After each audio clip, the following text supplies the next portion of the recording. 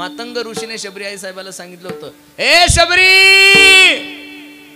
काय गोड प्रसंग आहे का, ए शबरी, तुझी सेवा पाहून मी प्रसन्न आहे का, काळजी करू नको, जगाचा मालक तुला भेट देणार आहे. बस एवढं ऐकलं होतं. कधी भेट देणार आहे नव्हतं सांगितलं, 2024ला 25ला 22ला 23ला नाही नाही, फक्त भेट देणार आहे. हे वाक्य ऐकल्यापासून 14 वर्ष प्रभू रामचंद्राची वाट पाहिली. किती वर्ष वाट पाहिली? 14 वर्ष. तुम्हाला ना मला ताशी घाई झालेली महाराज. तुम्हाला असं वाटतं एक वारी केली आणि एक कीर्तन ठेवलं म्हणजे देव आपल्या घरी सालानच राहायला पाहिजे. एवढं सोपं नाही हो दादा. परमार्थ तुम्ही जेवढा सोपं समजता ना तेवढं नाहीये महाराज. तुम्हाला साधं MBBS व्हायचं असेल तर 30-35 वर्ष अभ्यास करावा लागतो. PhD जर व्हायचं असेल तर 35 ते 40 वर्ष तुम्हाला अध्ययन करावं लागतं. मग लक्ष देऊन कीर्तन आहे का. साधी कलियुगातली छोटी पदवी प्राप्त करण्यासाठी वयाचे 30 वर्ष अभ्यास करावा लागतो. तर कर्तुम अन्यथा कर्तुम जगाच्या मालकाची कृपा जीवनामध्ये करून घेण्यासाठी 10 वर्ष नको का महाराज. लोकांना असं वाटतं परमार्थाची व्याख्या लोकांनी खूप सोपी करून ठेवलेली. तुकोबरामध्ये हा परमार्थ काय अवघड आहे, तुका म्हणे सोपे आहे सर्व.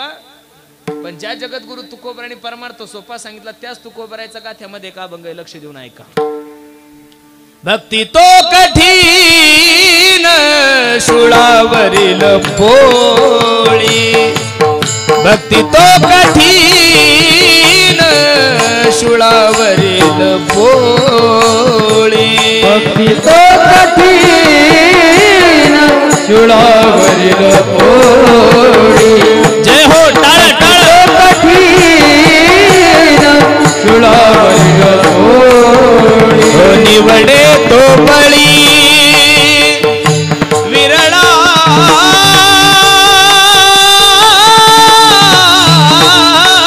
शूर, निवडे तो बळी विरळा शूर. जेथे पाहे तेथे देखीचा पर्वत, जेथे पाहे तेथे देखीचा पर्वत, जेथे पाहे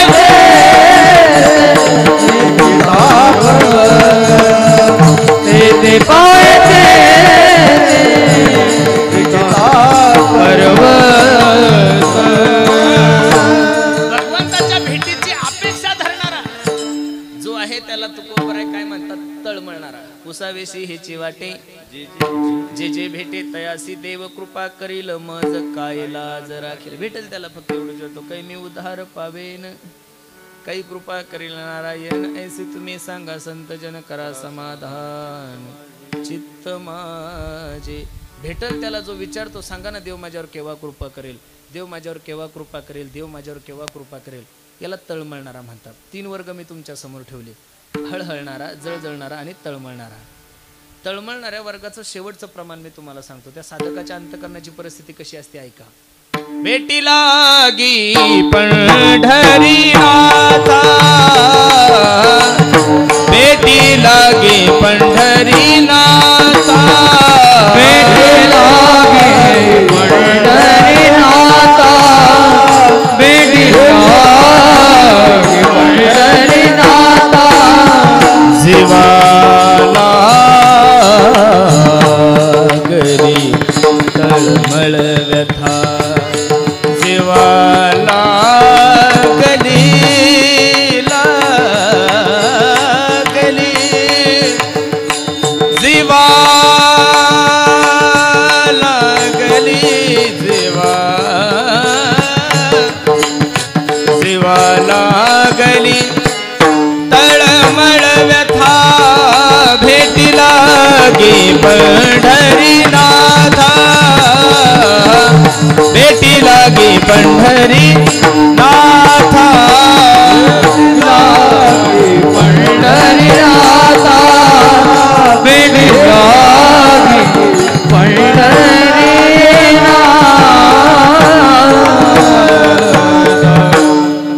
भेटी लागी पंढरीनाथां जीवा लागली तळमळ व्यथा.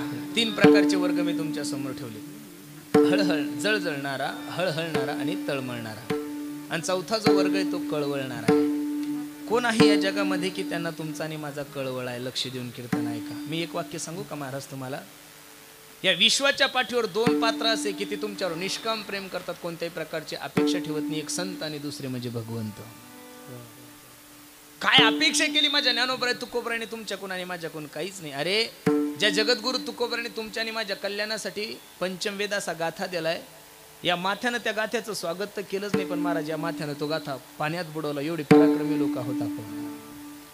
ज्या ज्ञानोबरायने ज्ञानेश्वरी सारखी गंगा दिली, चांगदेव 65 अमृत अनुभव हरिपाठासारखे एवढे सुंदर ग्रंथ दिले, त्या ज्ञानोबरायचा सत्कारता आपण ठेवलाच नाही. पण मधुकरीला जर आले तर मधुकरीच्या झोळीमध्ये आपण माती कालवलं, हा समाजाने दिलेला त्यांना दाखला आहे महाराज.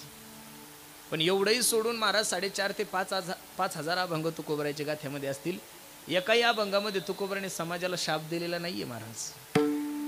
ज्या समाजाने मधुकरी दिली नाही त्या समाजाविषयी ज्ञानोबराय आपल्या सद्गुरूकडे मागत असताना सांगतात की किंबहुना सर्व सुखी पूर्ण हो नितिनी लोकी भजी जो आदि पुरखी अखंडित. या महाराष्ट्रातली सगळ्यात मोठी खंत तुम्हाला सांगून जातो महाराज. इथं जिवंतपणे माणसाचं महत्व कळतच नाही हो. इथं जिवंतपणे माणसाचं महत्व कळत नाही. महाराष्ट्रामध्ये मनुष्य किती चांगला होता, महाराष्ट्रामध्ये माणसाचं कार्य काय होतं हे कळण्यासाठी त्या माणसाला महाराष्ट्रात मरावं लागतं महाराज. काय करावं लागतं? मरावं लागतं.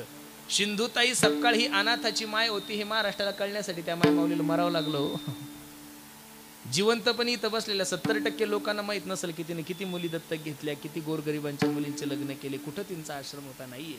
आणि काय सांगाव, ज्या ज्या लोकांनी या देशासाठी बलिदान दिलंय, ज्या ज्या लोकांनी या समाजाच्या उद्धारासाठी प्रयत्न केले महाराज, त्या लोकांचं दुर्भाग्य असं असतंय की त्यांना शेवटपर्यंत त्यांच्या पदरामध्ये दुःखच पडलंय. म्हणून कळवळणारे फक्त या जगामध्ये संत आहे. म्हणून तुकोबराय सांगतात, ऐसी कळवळ्याची जाती करीला भावीन प्रीती. कोणत्याही प्रकारचा लाभ नाही ठेवला महाराज त्यांनी. हा किती उपकार आहे त्यांचे ना माझे. हो केले उपकार सांगू मी काय, हो बाप न करी ऐसी माय. माय बापानं तुमच्यावर माझ्यावर जे उपकार केलेले नाही ते साधू संतांनी केले. एक माणूस म्हणे काय उपकार केले त्यांनी माझ्यावर तुमच्यावर? ऐका. मज निरंतर जागवीती, मज निरंतर जागवीती, मज निरंतर.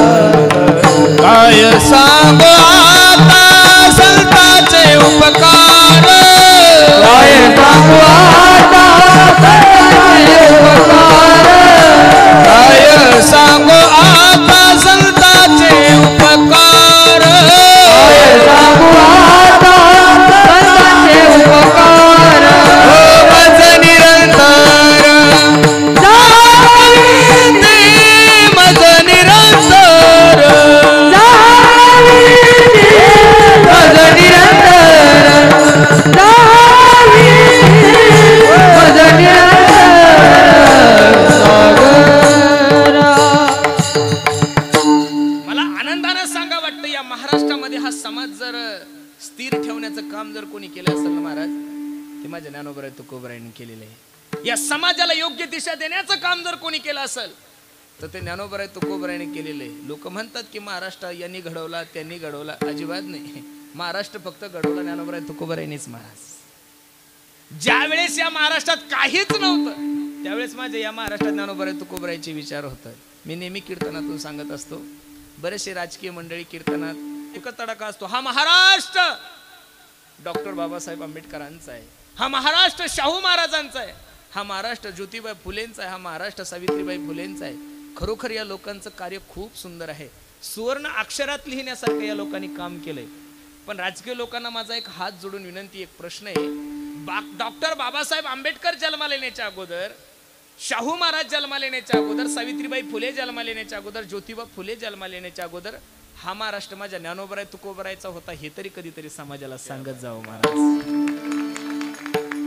ज्ञानोबराय तुकोबरायने सुद्धा या समाजाला योग्य दिशा दिलेली आहे. मला तर एक प्रश्न आहे सर्व जाणकार मंडळीला की इथं बसणाऱ्या एखाद्या माणसाने मला सांगाव, मी कीर्तनकार असो का माझ्यापेक्षा छोटा असो का माझ्यापेक्षा मोठा असो, त्या कीर्तनकाराने तुम्हाला इथं येऊन कधी सांगितलं तुम्ही दारू प्या? अजिबात नाही महाराज. कधी जातीवाद करा? अरे नाही हो दादा. एका छत्राखाली आणण्याचं काम जर या महाराष्ट्रामध्ये कोणी केलं असेल तर ते माझ्या ज्ञानोबराय तुकोबरायांनी केलेलं आहे. तुम्हा लोकांना आता वाटतंय की समान नागरिक कायदा झाला पाहिजे. अरे समान नागरिक कायदा ज्ञानोबराच्या काळात पारित झालेला आहे. तुम्ही जर पंढरपूरला दर्शनाला गेले तर पंढरपूरला पहिलं दर्शन माझ्या चोख उभरायचं घ्यावं लागतं. महाराज चोख उभरायचं दर्शन झाल्याशिवाय पांडुरंगाचं दर्शन प्राप्त होत नाही. आमच्या संप्रदायाचं वैभव आहे. दुसरं दर्शन तुम्हाला नामदेवरायचं घ्यावं लागतं. तिसरं दर्शन एका मातेचं घ्यावं लागतं. त्या मातेचं नाव आहे कान्होपात्रा. कोण होती महाराज? ती एका वेश्येची मुलगी होती. अरे जो वारकरी संप्रदाय वेश्येला खांद्यावर घेऊन चालतो तो वारकरी संप्रदाय जातीवाद करेल तरी कसा महाराज? म्हणून योग्य दिशा देण्याचं काम, समाज संघटित ठेवण्याचं काम, समाजाला अंधश्रद्धेपासून दूर करण्याचं काम जर महाराष्ट्रामध्ये कोणी केलं असेल तर ते माझ्या ज्ञानोबराय तुकोबरायांनी केलंय. विठ्ठल विठ्ठल कुंडली कवरदारी विठ्ठल श्री ज्ञानदेव पंढरीनाथ भगवान की जय. एक संत आणि दुसरे भगवंत ऐसी कळवळ्याची जाती करीला भाविन प्रीती. पण हे पटवून देण्यासाठी तुकोबरायांनी जे उदाहरण दिलंय ते अभंगाचं पहिलं चरण. लेकुराचे हित लेकुराचे हित लेकुराचे हित लेकुराचे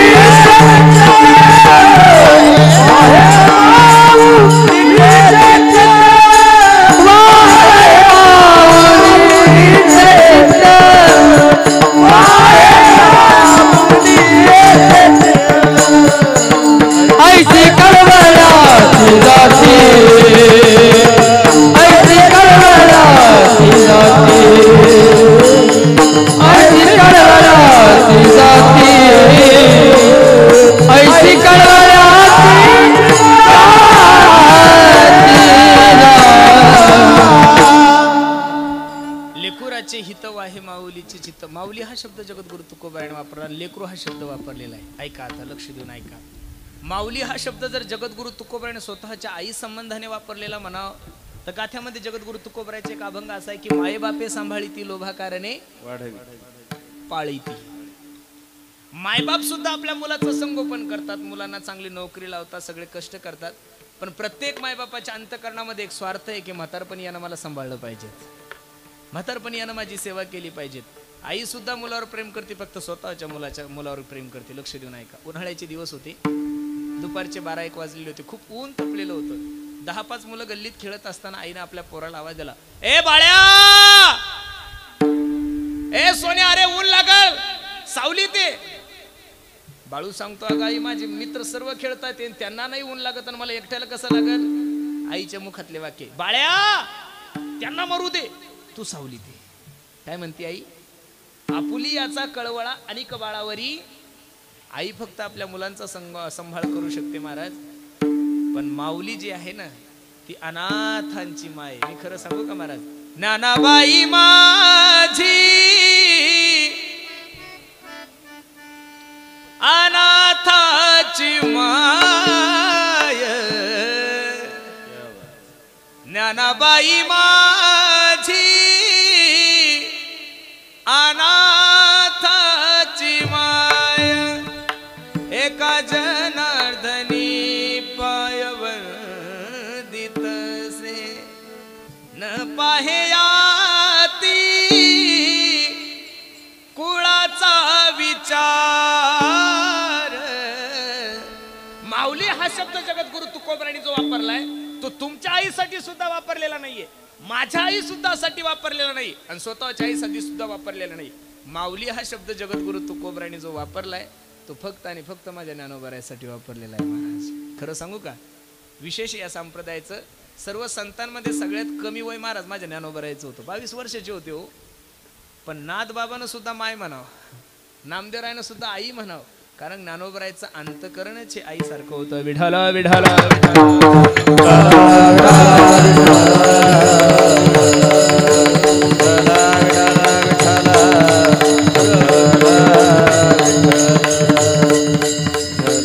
आईचं आपल्या मुलावर किती प्रेम असतं याचं प्रत्येकाला उदाहरण माहिती, तरी सुद्धा एक छोटंसं उदाहरण सांगतो, लक्ष देऊन ऐका.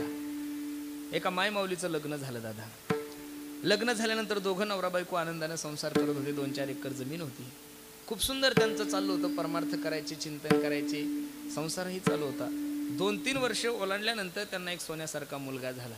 मुलगा झाल्याबरोबर बायकोने पहिला दवाखान्यातून आपल्या मालकाला फोन केला, ओ मालक ऐकलं का? हा म्हणला, काय ग? मुलगा झालाय तुम्हाला. एवढा आनंद झाला त्याला, बाबा बाबा बाबा बाबा तो मुलगा झालाय म्हणल्यानंतर काय, 2 व्हीलर काढली आणि 2 व्हीलर घेऊन एका पेढेच्या दुकानावर गेला. 2-4 किलो पेढे घेऊन आला. अख्ख्या गावाला पेढे वाटावं म्हणून पेढे आणण्यासाठी गेला. रस्त्याने येत असताना एका भरधाव ट्रकवाल्याने त्याला उडून दिलंय. रक्ताच्या थारोळ्यामध्ये माणूस खाली पडलेला आहे.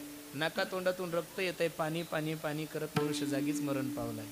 बघता बघता ही बातमी सर्व परिसरात कळाली की मनुष्य गेलाय, मनुष्य गेलाय, मनुष्य गेलाय.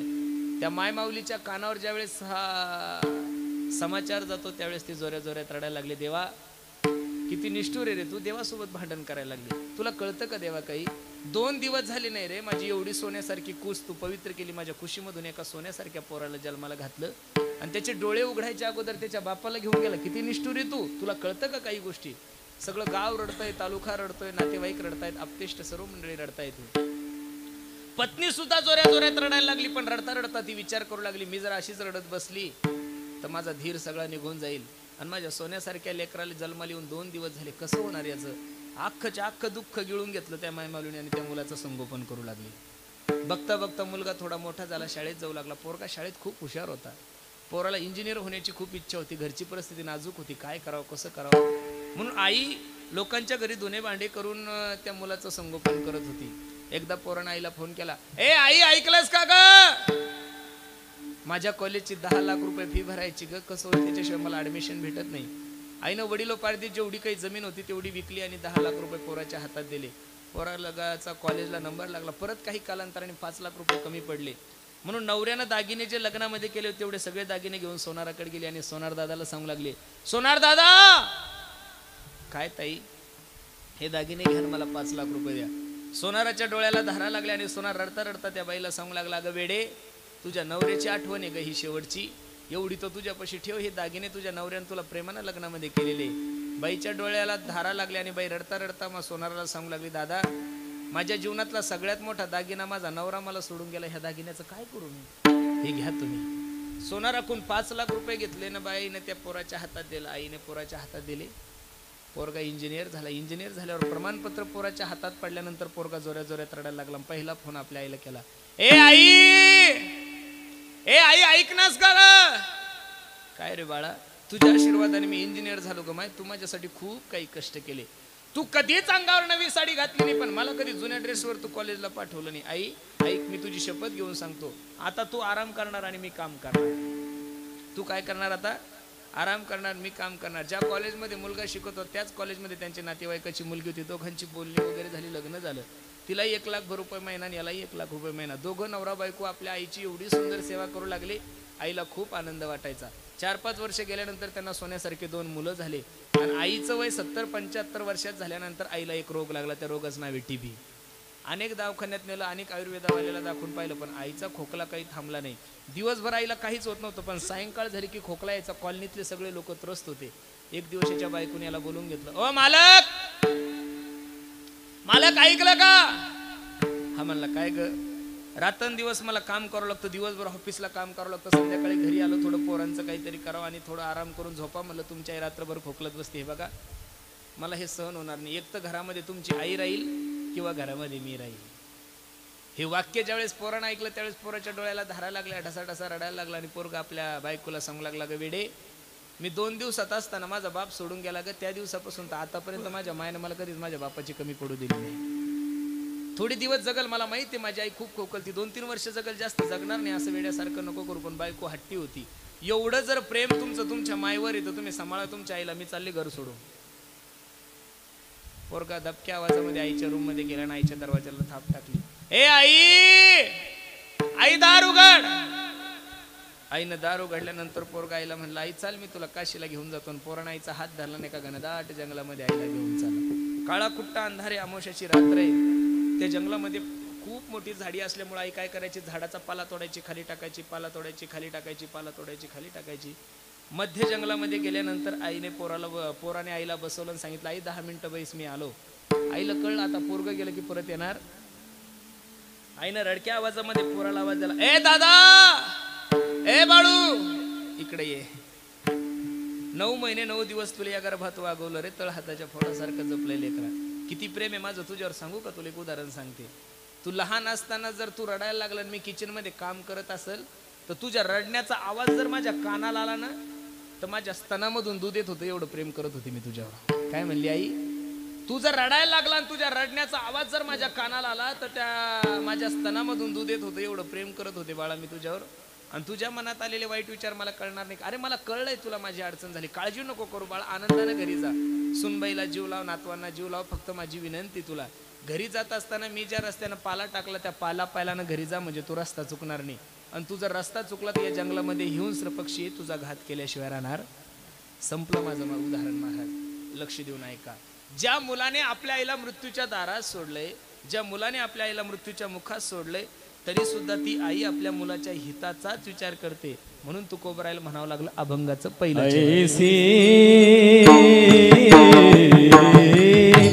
कळवळाची टाळ वाजत नाहीये, टाळ टाळ. हा ऐसी कळवळाची ऐसी